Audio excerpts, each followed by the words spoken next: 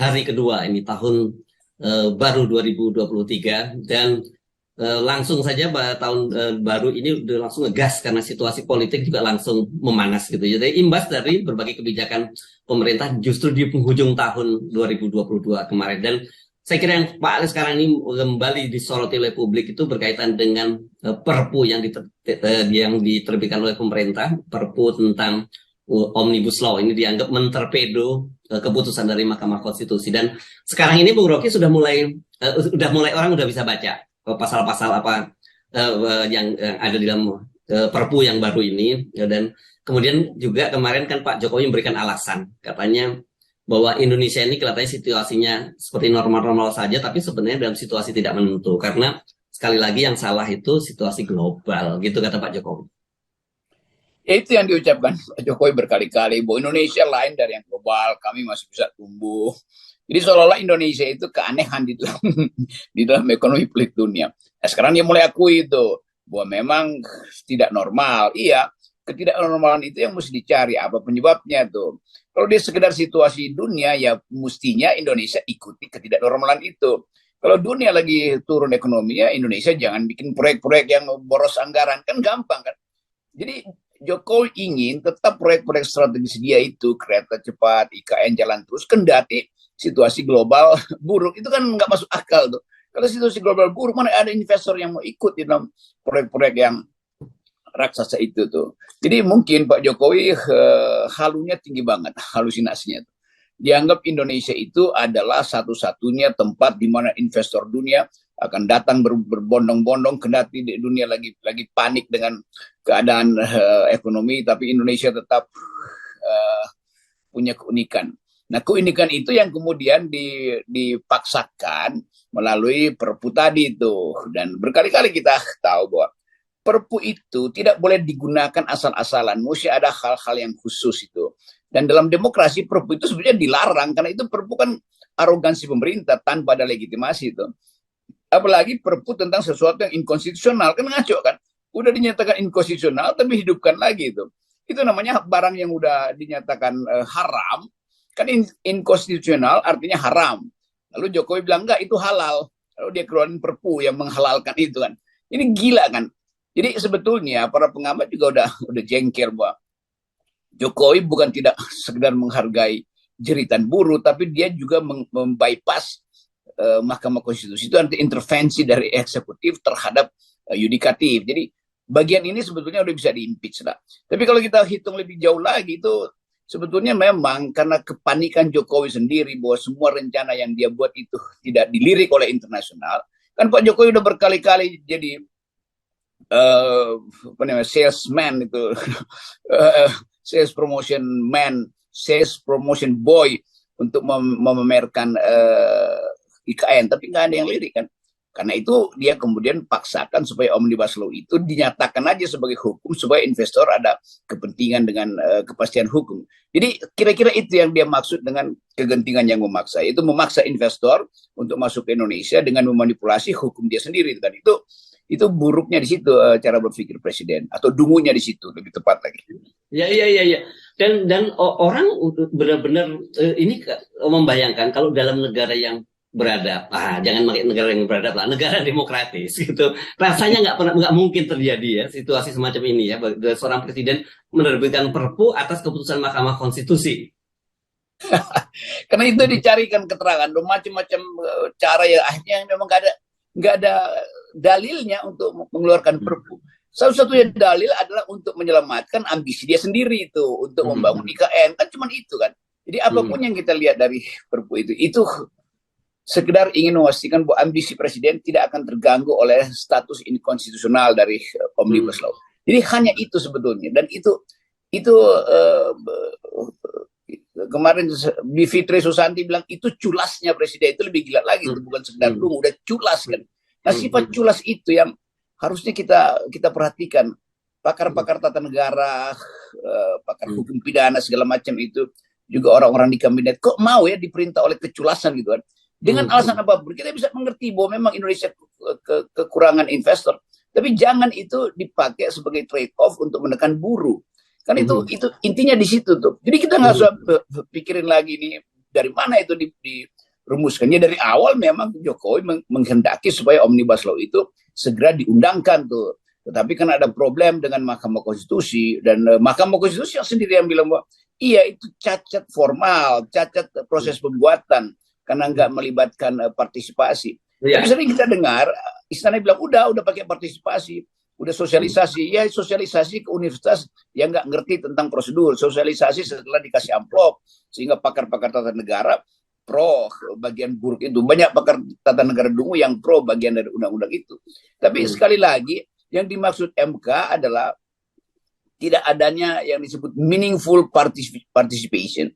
Jadi partisipasi yang bermakna itu mesti dibuka ke publik. Bagaimana mungkin undang-undang yang akan merangkum puluhan undang-undang dan menyangkut nasib buruh itu diputuskan secara diam-diam, diselundupkan naskahnya tuh supaya nggak ketahuan pers. Kan dari awal ini undang-undang yang udah bermasalah. Nah, dunia investor internasional tahu bahwa ini undang-undang bermasalah tuh. Karena itu MK justru menganggap bahwa bahaya kalau ini dinyatakan sebagai undang-undang yang udah positif itu. Jokowi pasti nggak merasa bahwa kok dia dihambat ya proses pembangunan infrastruktur dia itu. Nah itu yang menyebabkan dianggap ini genting loh. Ya genting buat siapa? Genting buat dia, buat presiden yang gagal untuk membuat kebijakan yang sound, yang masuk akal. Iya ya. Dan kalau kita amati memang narasi-narasi yang disampaikan oleh Pak Jokowi ini mendua ya. Atau kalau kita meminjam pengamat internasional nyebutnya sebagai man of contradiction gitu ya. Di satu sisi kan dia selalu membangga-banggakan gitu bahwa Indonesia ini negara yang paling dalam situasi begini kita relatif stabil, resesi kita bisa terkendalikan, pertumbuhan terus jalan terus. Tapi di satu sisi kemudian beliau menjadikan alasan wah situasi kita ini sebenarnya tidak normal. Jadi yang mau dipegang yang mana? Gitu, karena otaknya nggak cukup. Itu kalau kita rumuskan dengan gampang, itu otaknya nggak cukup. Bukan otak Jokowi sebagai persona, otak Jokowi sebagai presiden tidak cukup. Kan bahkan Presiden Jokowi sendiri bilang nanti awal tahun Januari kita akan lihat pembangunan udah mulai di Kalimantan, bangunan-bangunan udah mulai ada tuh tempat-tempat itu yang sekarang dia bikin sendiri kan. Dia mau undang siapa lagi ke situ tuh. Jadi sekali lagi kita menghormati Jokowi sebagai presiden dipilih rakyat, tetapi kemampuan dia nggak cukup sebagai presiden, nggak cukup sebagai kepala negara, udah pasti gagal. Kita mesti ucapkan secara jujur ini supaya kita nggak memanipulasi. Kan ada semacam mental orang untuk menganggap ya dia berhasil tapi diganggu oleh oligarki. Bukan, ini satu paket. Jokowi dan oligarki itu satu paket. Bukan Jokowi dikendalikan oligarki atau oligarki dikendalikan Jokowi. Itu satu kepentingan. Itu kepentingan akumulasi yang tidak menghargai demokrasi kan. Jadi bukan kita mau benci pada Presiden Jokowi, tapi beliau tidak paham demokrasi dan dia mengabaikan proses-proses demokrasi kan. Demikian juga menteri-menteri yang berkumpul di sekitar beliau tuh. Kita mau anggap ini sebagai kejujuran dalam di tahun pertama menuju tahun pemilu. Coba jujurlah itu. Sri Mulyani coba jujur, Mahfud MD coba jujur, Erlangga coba jujur, segala macam itu. Coba lihat arah bangsa kemana itu. Jadi bukan sekedar soal mencari strategi supaya investor masuk. Enggak, ini dalam proses ke depan kita merusak demokrasi. Itu yang kita mau terangkan tuh. Istana merusak demokrasi itu. Kita ingin ada persaingan fair, kita ingin ada policy yang dibuat berdasarkan kehendak rakyat. Karena Presiden Jokowi dipilih oleh rakyat, lalu dia kehilangan akses pada rakyat. Dan rakyat yang pernah memilih dia dimanipulasi pikirannya oleh para buzzer kan. Oh ini Jokowi hebat segala macam tuh. Jadi sekali lagi kita mulai dengan kejujuran tuh. Pemimpin itu kalau dia jujur walaupun dia salah akan dimaafkan. Tapi kalau dia arogan itu mungkin 2-3 kali pemilu mungkin selamat, tapi nanti begitu rejim berubah itu betul dipersoalkan semua. Jadi coba kita gedor sedikit aja akal sehat para menteri itu. Apa sebetulnya ide mereka tentang Indonesia selain ide tentang kepentingan masing-masing? Ya. Oke lah, tapi saya kira mungkin kita sudah berkali-kali membahas soal itu dan kita sendiri mungkin terheran-heran termasuk Anda dengan sahabat-sahabat dekat Anda yang tahu seperti apa sebelum mereka menjadi menteri sekarang masuk di kabinet jadi semacam itu. Apakah ini semacam apa ya? Jadinya semacam penyakit menular gitu, kedunguan di dalam kabinet atau sebenarnya seperti saya sering juga menyebutkan bahwa orang itu kalau kemudian berada di kekuasaan atau di puncak, kalau kita berada di ketinggian, Anda kan sering naik gunung gitu ya, Bung Rocky ya. Kan orang sering ketika melihat ke bawah menjadi disorientasi. Iya, karena kekurangan oksigen itu. Kekurangan oksigen, kalau naik gunung kurang oksigen, halusinasi itu. Kalau naik kekuasaan kekurangan pengetahuan itu artinya menyebabkan seluruh bangsa itu hancur. Kalau saya naik gunung, kekurangan oksigen saya sendiri yang pingsan itu. Tapi kalau naik kekuasaan tanpa kapasitas, seluruh bangsa hancur itu.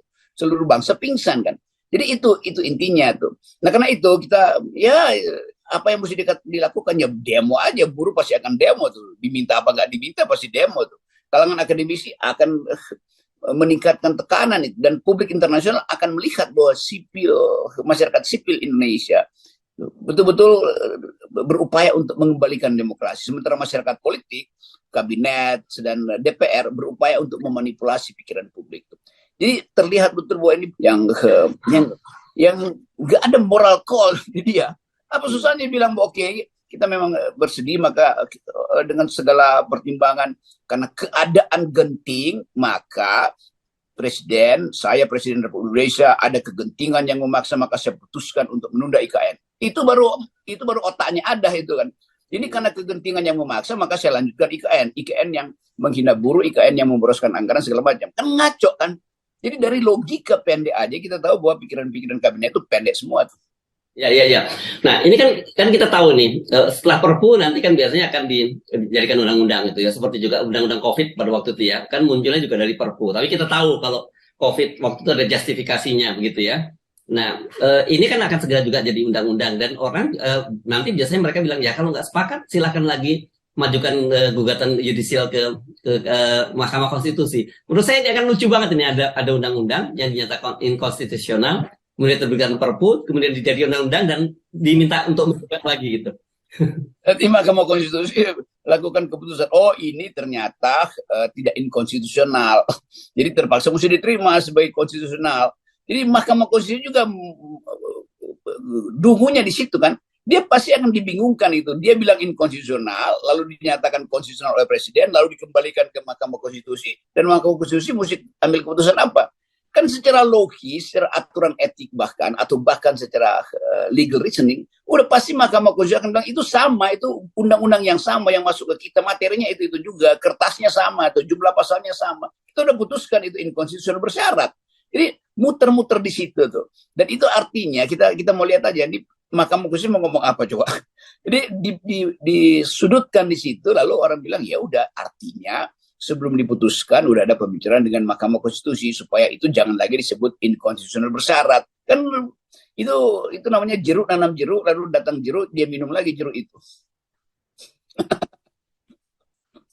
Mari kita lihat ini yang kedua ya, gini, kalau soal, kan kita selalu persoalkan pemerintah menyatakan bahwa pemerintah punya surplus anggaran gitu ya, melalui berapa ekspor komoditas itu kita surplus anggaran. Tapi di satu sisi juga kemudian pemerintah selalu menyatakan bahwa kita tidak baik-baik saja, karena itu kemudian subsidi dicabut dan sebagainya. Dan kemarin kita masih ingat bagaimana sampai ada Menteri Perhubungan yang mau membuat tarif tiket yang berbeda di dalam KRL dan sebagainya. Tapi di satu sisi ternyata kemudian untuk pembelian mobil listrik disubsidi jauh lebih besar. Itu Bung Rocky ya. Waktu itu angkanya kalau untuk subsidi KRL itu 2,1 triliun. Sementara untuk pembelian mobil-mobil listrik itu sampai 5 triliun. Coba bayangkan di satu sisi orang disuguhi dengan kontradiksi semacam ini. Itu kan kita senang waktu Jokowi bilang kita surplus banyak dari ekstraksi industri, komoditas kita banyak. Oke, bagus itu Pak Jokowi. Tapi nanti Jokowi ngeluh, tapi kan kita pakai buat subsidi. Oh nggak apa-apa Pak Jokowi, subsidi aja buat rakyat. Ternyata subsidinya buat pemain-pemain nikel sebetulnya untuk bikin baterai kan. Jadi dari segi kebijakan itu yang kita sebut subsidi itu pada siapa sebetulnya? Subsidinya dicabut buat orang banyak, tapi subsidi buat orang-orang pemain-pemain strategis itu digelontorkan habis-habisan kan. Jadi sekali lagi ini bukan soal rasa iri atau apa, ini soal nurani, soal yang disebut the idea of justice itu betul-betul lenyap di dalam kabinet ini.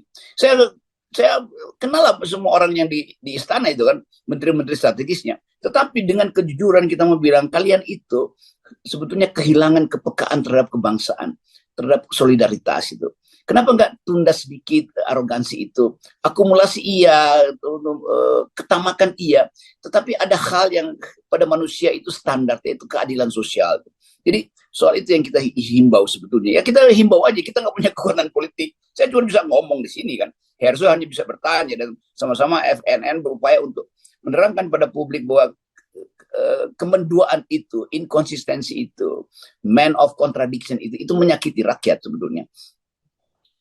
Oke, jadi kita memulai hari pertama dengan hari kedua, saya kira ya, di tahun 2023 ini dengan kontradiksi, dan itu sebenarnya bukan hal yang baru ya. Memang selamat datang dalam di negara dengan kepala negara yang kontradiktif. Ya, itu yang akan dicatat sejarah dan satu paket dengan kebijakan-kebijakan dia yang lain tuh. Jadi memang dari awal politik itu kalau nggak diasuh dengan etika dasarnya itu 0% kompetisi itu di ujungnya adalah manipulatif itu.